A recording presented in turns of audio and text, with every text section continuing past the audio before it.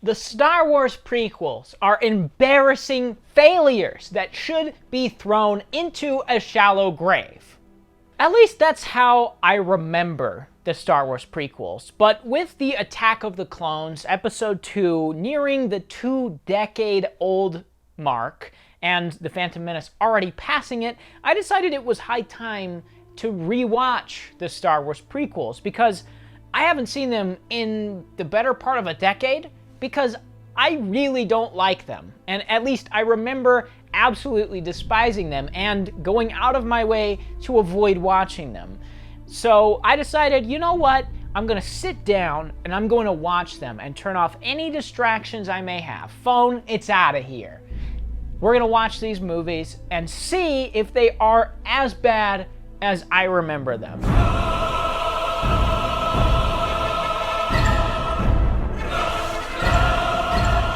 Alright, so I just finished The Phantom Menace, and I gotta say, there's things in here I actually like. The most shocking part about this movie is the amount of real locations and sets in this film. In fact, I think out of the next two, it has more real locations and real palpable sets than the other two combined. I mean, the third one gets real bad with the visual effects and the blue screen, locations. But I was pleased to see a good amount of actual on-location shooting, or at least pretty good sets that made it look like they're on location. And that was the thing that caught me off guard the most. So after seeing that, and after seeing this movie again, I think I may actually like this more than Revenge of the Sith. Now hold on. Take that slimy, disgusting finger of yours away from the dislike button, because I haven't watched Revenge of the Sith yet. So, right now I think it's better, but I haven't rewatched it. So just give me until then before you dislike, okay? Please. So what I'm saying is, I like some things about this. There's some stretches in this movie that actually work. I mean, the first half is actually kind of decent. It's not amazing. The first 20 minutes are a bit hard to follow and convoluted, and there's no real main character, which makes things a little bit uninvolving. But other than that, there's some decent stuff in here. The first half is solid. Everything from when the Jedi get to Tatooine, Qui-Gon Jinn and the Queen Padme get to Tatooine, that stuff is actually solid. There's legitimate stakes to what's going on, and there's a clarity to what's happening that I enjoyed. You get to Tatooine, and their ship breaks down. Qui-Gon Jinn's ship breaks down, and they need a part to fix it. So they go to get the part to fix it. They don't have the money. So they enlist the help of a local boy who has some special talents. And they bet on this kid to win, not only to get the money for the part, but to free him from slavery. There is a clarity to this that I really enjoyed. I just happen to have a chance cube here. Blue, it's the boy. Red, his mother.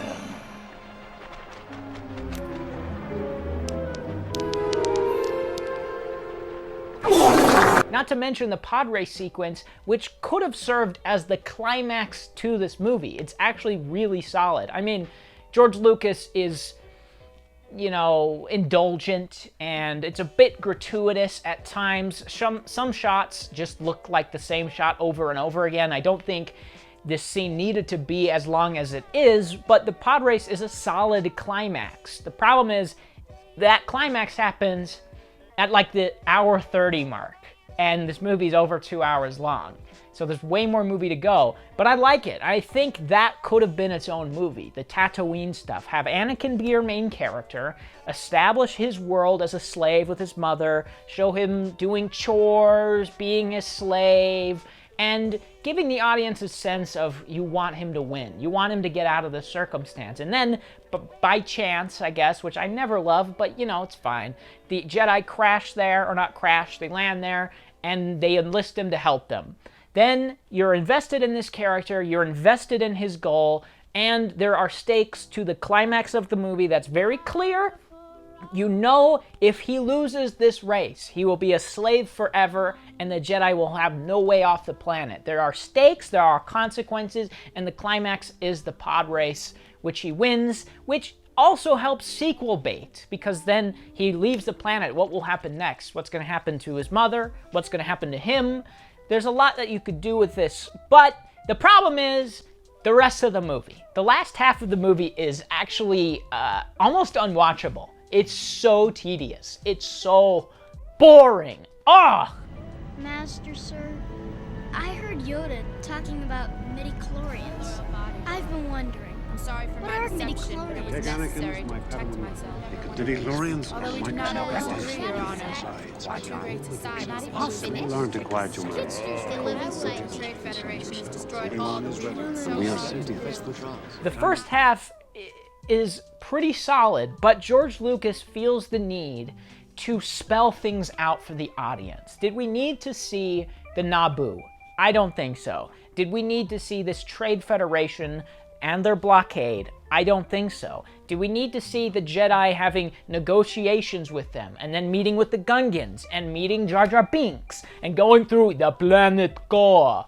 I don't think so. All of this stuff you could have just implied or had a line of dialogue saying that thing happened. It would be like if you made a whole movie about the rebels getting the plans to the Death Star. Oh wait. And then the story just gets like mind-bogglingly dumb. They go back to Naboo to free the planet from the Trade Federation, putting themselves in way more harm than they would have if they just stayed away.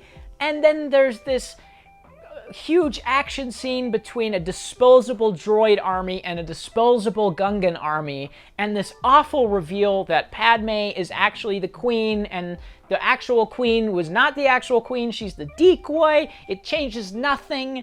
And then there's another big disposable army fight in space where a half donut explodes, and it's like stupid.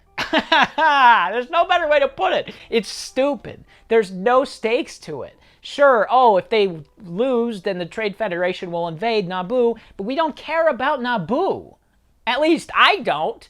I don't care. There's no stakes to this. There's no investment from me. It just feels so bogged down by so many unnecessary details. I just hate this second half. I hate it. And Darth Maul, you could talk about how cool he is, but there's no stakes. There's no stakes. And you don't care enough about the characters outside of maybe Anakin to care about any of the action that happens. Not to mention how long the action goes on for. We didn't need to see 1 second of the droid fighting the Gungans. Not 1 second. The rest of this movie is rough. I don't like it. To be clear, I think it's a bad movie. A lot of the issues it has are very easily preventable. There's pacing issues that are inexcusable. The characters are really flat and boring. The story outside of like the Tatooine stuff, which is only an hour of the movie, is incredibly dry. It's so hard to get through that second half. I can't believe it. It's so uninvolving. But now we have to watch possibly the worst film in the entire Star Wars franchise, The Attack of the Clones. And even on rewatch, I am not expecting it to redeem itself or to change its title of being the worst. But let's give it a go anyway.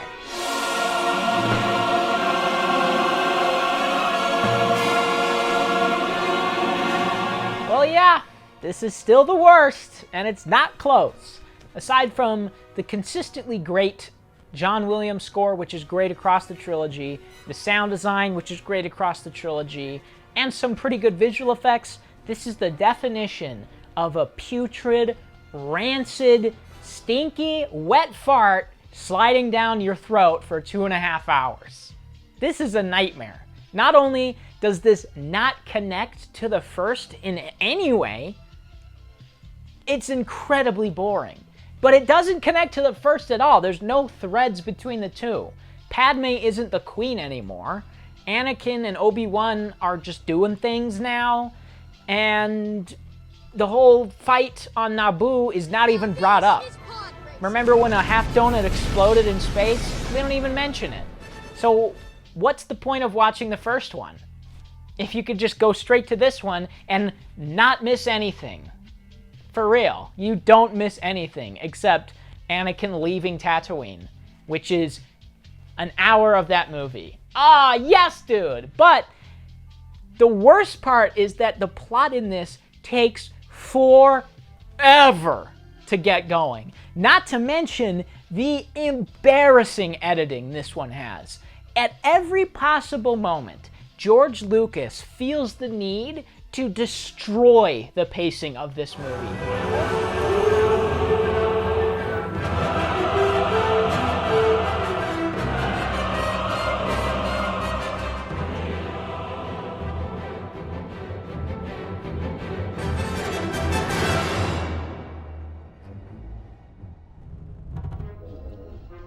What I'm trying to say is the editing is terrible in this. Just terrible, but it's just a crumb of this disgusting, dry, plain cookie of Attack of the Clones.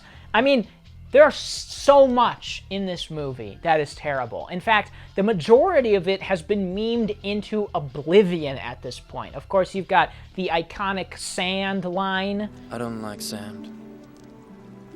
It's coarse and rough and irritating, and it gets everywhere. Not like here. Here everything is soft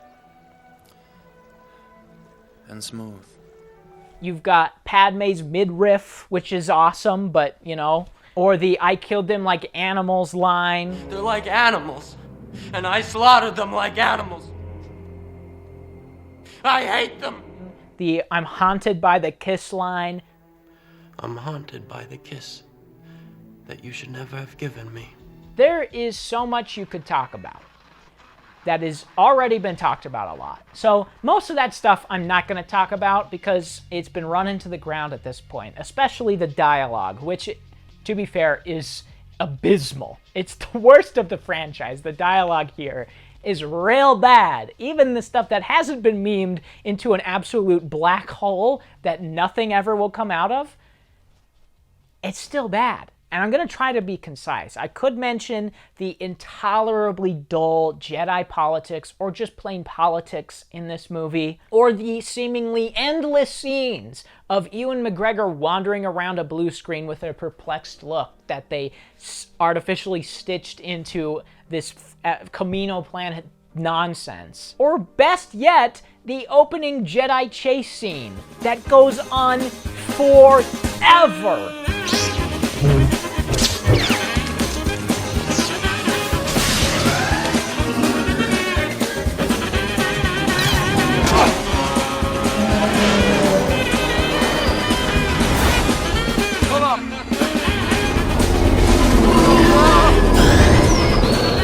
Completely the other way. Once again, you've proved if you'll excuse me. I hate it when he does that. We're not going to talk about that just yet. We'll talk about that in a minute, but let's talk about the things that are incredibly negative about this that carry over to the second one, at least from what I remember. And the worst offender is the inability this movie shows in fleshing out Anakin and Obi-Wan's relationship. You desperately needed to do that in this movie. You could have had some kind of father-son dynamic between Ewan McGregor and Anakin, have some, you know, friendly competition, maybe a rivalry of sorts, and you could have had something there. Some fun sequences of them stopping trivial things while being friends and making quips. But every single time, it boils down to them just arguing. It's overkill, Master. Investigation is implied in our mandate. We will do exactly as the Council has instructed. And you will learn your place, young one. How many times I told you? Stay away from hard couplings! That was some shortcut, Anakin. He went completely the other way. Once again, you've proved if you'll excuse me. I hate it when he does that. Go and find her. Where are you going, Master? For a drink. I was beginning to wonder if you'd got my message. I retransmitted it just as you had requested, Master. Then we decided to come and rescue you. Good job. We have a job to do! I don't care! Put the ship down! You will be expelled from the Jedi Order! I can't leave her! Come to your senses! Squabbling like a married couple, or Obi-Wan saying stupid one-liners. I don't know what's going on. The fact that they couldn't establish the bond between these two before the next one is inexcusable, because the drama of the next one hinges on you liking Anakin and the people that like him. But you don't! How did my father die? I have the high ground! You underestimate my power! And he was a good friend. And that brings us to another inexcusable thing in this, the romance. Padme likes Anakin. Why? He's like the creepiest, weirdest guy. He says the creepiest stuff. He's a hothead. He interrupts her in the middle of a Senate meeting. He is not a likable person. In fact, he is highly irritating. He's constantly whining. He's saying stupid things. He sounds like a fascist at one moment. He's overly critical. He never listens. He doesn't understand. It's not fair. Please don't look at me like that. Why not? It makes me feel uncomfortable. I've changed so much. You haven't changed a bit. You're exactly the way I remember you in my dream. Why does Padme like him? Is it because he rode around on a CGI scrotum, fell off, and then tickled her? Because I can't think of any other reason. Maybe it's that CGI pear that he slices and then floats back to her. You couldn't put a real pear on a string, my guy? The whole time, Anakin is just acting like a pervy 12-year-old. It's creepy. It's really, really creepy. And there should be a noticeable age gap between the two, right? But they look exactly the same age now? It's incredibly weird. I mean, a decade has passed, and Padme looks the same, but somehow Jake Lloyd morphed into Hayden Christensen. And he's even creepier than he was before. There's a lot wrong with this. I mean, I could go on for 35 minutes about every little thing that irks me about this movie, but I'm trying to keep this short. So I will say the characters in here have never been less interesting. The story is just a mishmash of ideas that are so loosely connected, it's hard to follow at times, and then you can fall asleep, wake up, and not have missed anything. And the romance, the central point, the heart of the movie, falls on its face so hard, I'm shocked the earth didn't split in two. It's a dreadful movie. It's a dreadful movie. But that brings us to Revenge of the Sith, the one that people apparently actually like as a real good movie. So, let's find out.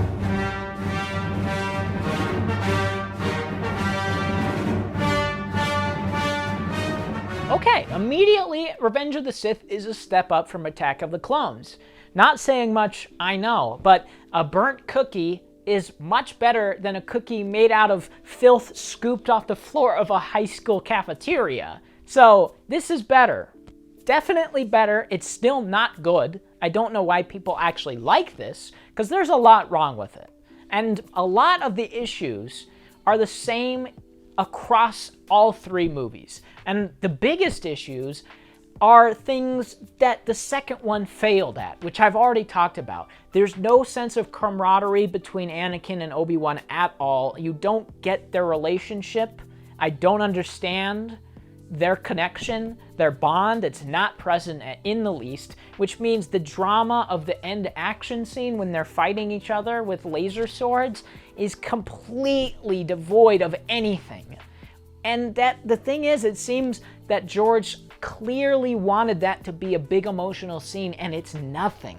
It's just a lightsaber fight between two people that knew each other. That's how I feel about it. I mean, yeah, you can cite the Clone Wars, the TV series, as giving them some dimension, but speaking exclusively about Attack of the Clones and Revenge of the Sith, there is no bond between the two, and it kills this movie. And of course, there's no bond between Padme or Anakin either. I'm tired of all this deception. I don't care if they know we're married. Anakin, don't say things like that. It's only because I'm so in love. No. No, it's because I'm so in love with you. I remember when I gave this to you. How long is it going to take for us to be honest with each other? I think this war is destroying the principles of the Republic. Have you ever considered that we may be on the wrong side? I love you! Liar! It's the most pointless stuff. And speaking of pointless, everything with Obi-Wan is pointless. That opening action scene, which goes on forever, every scene on whatever planet it is with General Grievous is the worst. Everything with him is terrible, except when he gets back to kill Anakin. It's just another example of George Lucas sabotaging his own movie with his poor editing and sloppy pacing. Every time we cut to this planet where he's fighting this stupid robot lizard thing, it just utterly destroys the momentum. Yeah, okay, it's kind of fun action at times, but it is so meaningless. It's literally stuff that is said in one line of dialogue by someone else, and you get the entirety of what happened in that line of dialogue. It's so pointless. Hello there. General Kenobi has made contact with General Grievous. Instead of that, you could have had scenes where Anakin and Obi-Wan were friends. Instead of that, you could have had scenes where Padme and Anakin had a relationship. How about you have a scene where they go out and play billiards or something? We needed something between these three characters to develop them. And instead of that, Obi-Wan goes and fights a robot lizard for half the movie, and Anakin cries about a dream he has about Padme and then turns evil. It sucks, dude. The biggest issue this has is the same issue that all of them do, is George Lucas. He is the biggest issue that this movie has. No one can tell him no. So you just get these excruciatingly long sequences where he is just self-indulgent. That's the only explanation for it. Why on earth do you have an opening action scene that should literally be 7 to 10 minutes long go on for 40 minutes? 40 minutes! You have an action scene where they're flying around and then droids attack them and then they crash, and then you have this ridiculously long elevator thing, and then they get attacked again, and then they kill Count Dooku, which is the only thing that matters in that scene, and then they get captured by Grievous, and then the ship crashes, and then the scene is over. It is so long. It goes on for so long. All the action in this goes on for way longer than it needed to. And that's all on George Lucas. Every action scene in this movie goes on for way too long, and it kills any momentum this could have had. This movie desperately needed to be a character study about Anakin. Okay, his motivation is there. We understand why he's doing the things he's doing, and yet it still can't stick the landing. Ironic. So there's ideas there that make sense for him to turn evil. He's manipulated by the Emperor, and he's scared, and that's why he turns evil. The ideas are there, but they are not fleshed out. They're just not fleshed out enough. I mean, every scene that isn't Obi-Wan attacking a robot lizard is Anakin being mad at something, or being sad about something, or whining about something. And that is not adequate development to make me invested in his turn. I don't like the execution of it. It doesn't stick the landing. The ideas are there. You needed someone to come in and look at those ideas and say, okay, we're gonna cut this, we're gonna cut this, we're gonna tweak this, and we're gonna move this around. And then we're gonna really focus on Anakin. We're gonna really establish his bond between Padme. We're gonna really establish his distrust of the Jedi, which is only brought up in this movie because they said that he can't be a Jedi Master because Palpatine wanted him to sit on the council for some reason, and he doesn't understand why they won't want to make him a master. It's never been done in the history of the Jedi. It's insulting. Oh, calm down, Anakin. You have been given a great honor. These 3 movies are bad. All 3 of them are bad. They're not as bad as I remember, though, and I am glad that I ended up watching them. But now that I know what I know, now that I sat down distraction-free and really took the time to watch and analyze these movies, I think I want to watch them less than I did before. I like them more than I did before, but I don't want to revisit them because they are tedious. Every single one is way too long and monotonously paced. The editing is terrible consistently. The pacing is abysmal. George Lucas does not know when to stop.